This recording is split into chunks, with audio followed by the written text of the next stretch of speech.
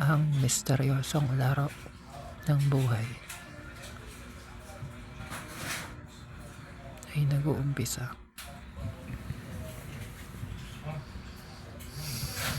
sa'yo.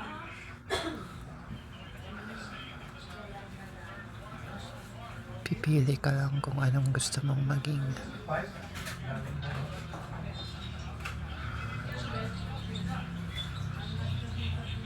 Meron kang oras, panahon,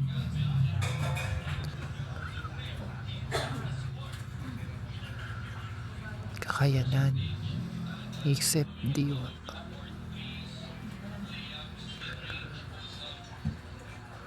na ibinigay sa'yo ng libre ng ating Panginoon. Lahat ng yun pwede mong magamit para kunin ang kung ano mang naisin mo sa mundong to.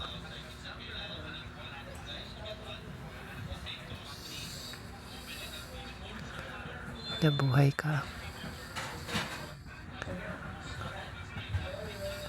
para maging isang tao na kayang gawin ang kahit anumang naisin niya.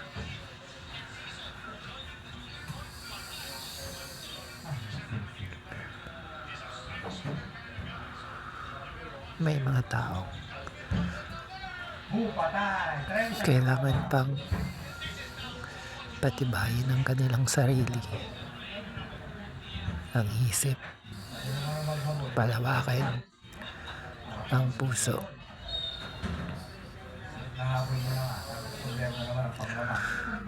ay paulit-ulit nasusubukin hanggang sa maabot mo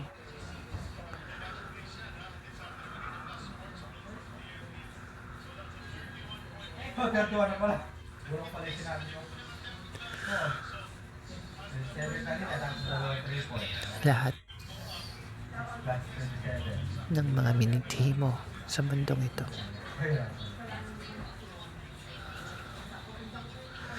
Tandaan mo ang espiritual na aspeto ng buhay.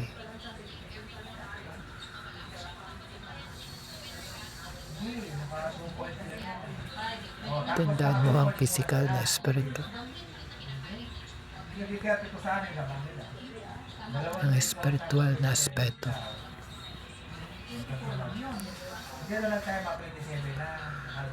Ang oras na gawa ng tao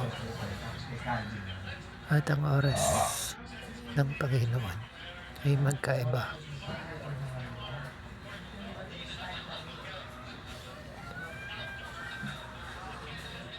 Ikaw ang magpapasya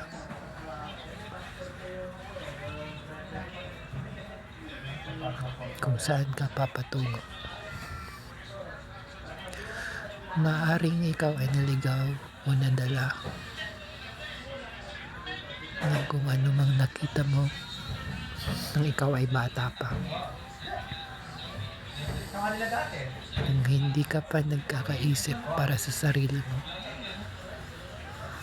Ngunit darating ang panahon na marirealize mo din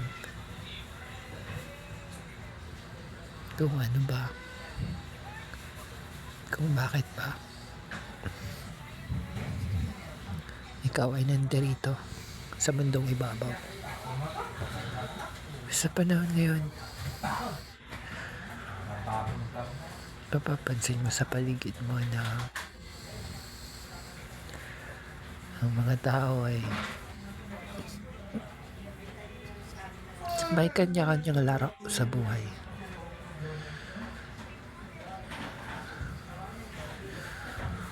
Kung saan ka man napapabilang ngayon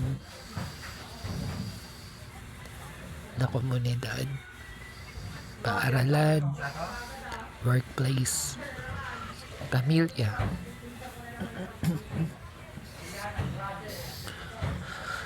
mapapansin mo ang mga hierarchy, kung sino ba ang nasusunod, kung sino ba ang pinapakinggan ng madla, kung sino ang walang boses, kung sino ang mga nandyan lang, at yung ikaw na nakikita lahat ng yun.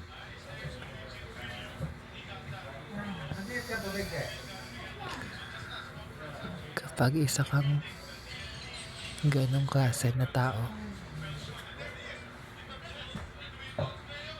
mahilig kang pag-isa, introvert,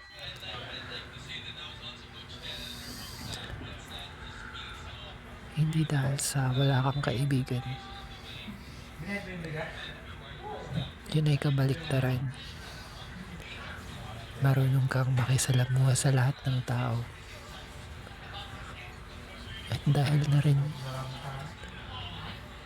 doon ay parang nagiging wala ng kahulugan ng mga connection mong nabubuo.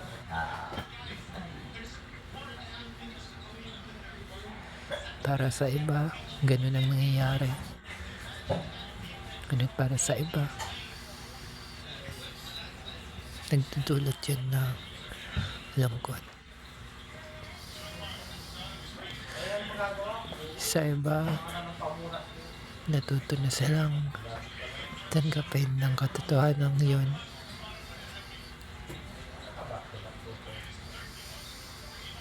At mamuhay kasama at kapiling ang Diyos.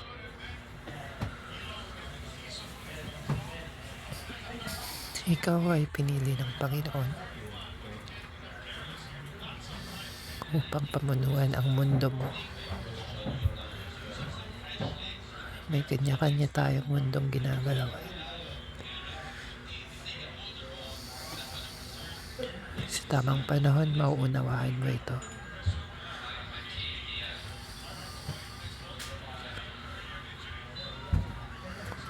Sana ay magkatagpo-tagpo ang malandas natin.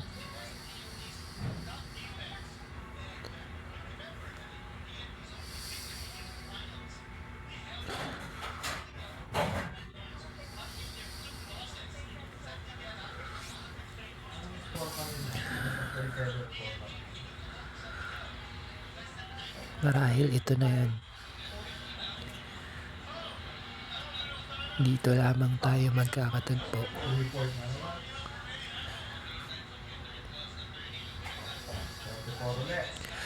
Makakatagpo mong mga salita ko.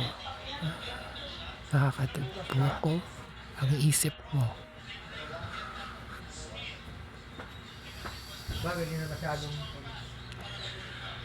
Salamat sa pakikinig mo.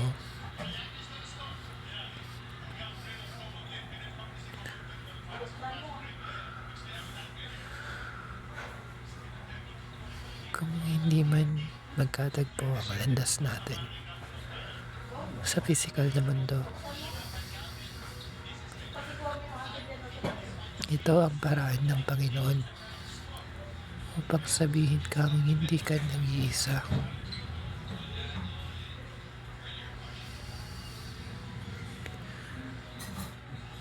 Pinili ka niya upang ayusin ang mundo kung saan ka nabibilang, kung saan ka nabubuhay.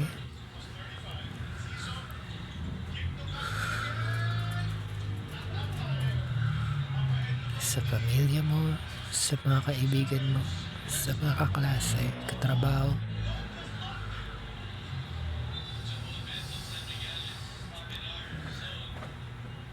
Ang lahat ng nakapalibot sa'yo ngayon ay ang mundo mo. Ako ay isang boses lamang. Matuturing mo na rin na kaibigan kung nanaisin mo na alam kung ano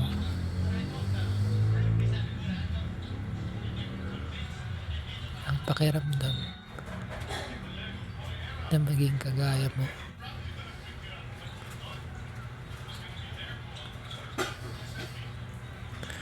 Tibayan mo lang ang loob mo.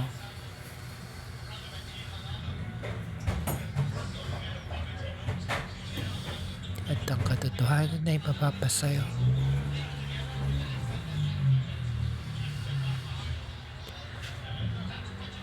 Mawawala lahat ng misteryo kapag mabuksan mo na ang mga mata mo.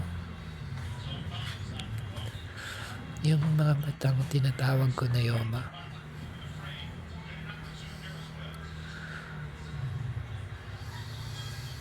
Matang espiritual, physical.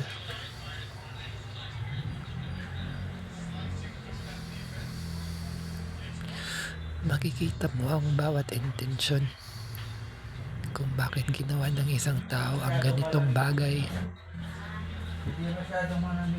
kung bakit ganoon siya magdesisyon.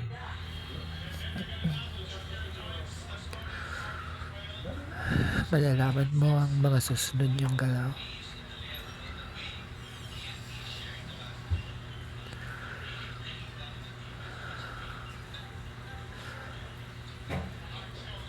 Marahil naghahanap lang din ako ng mga kausap. Kung naran mong makikinig o nararamdaman ang aking mga nararamdaman sa pang-araw-araw na buhay.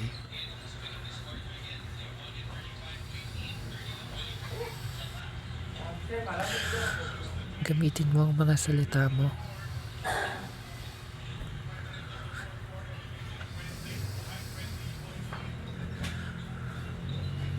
Ang mundong to ay palaruan, paaralan, simbahan,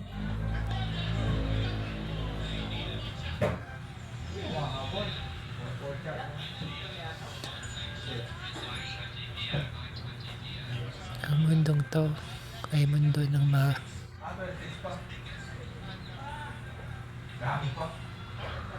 nagnanais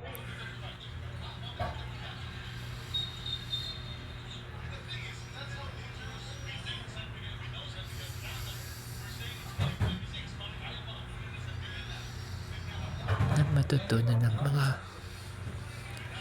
makamundo na bagay, makatao na bagay, at higit sa lahat ng mga makadiyos na bagay.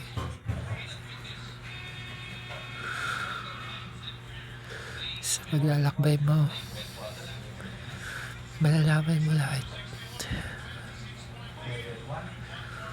Lalo na kung marunong kang lumangoy.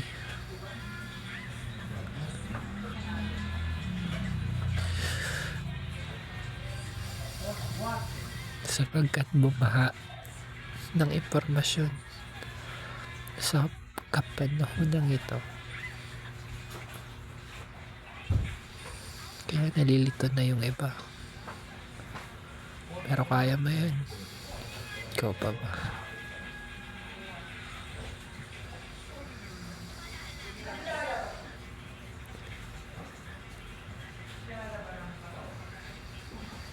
Ang galing mo.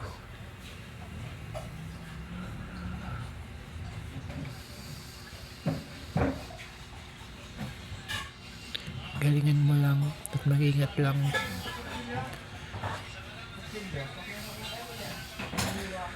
Baka kung ano yung magawa mo.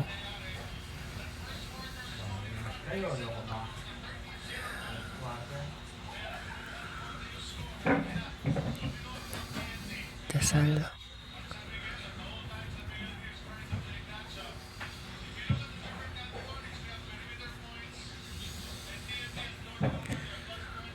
In Jesus' name.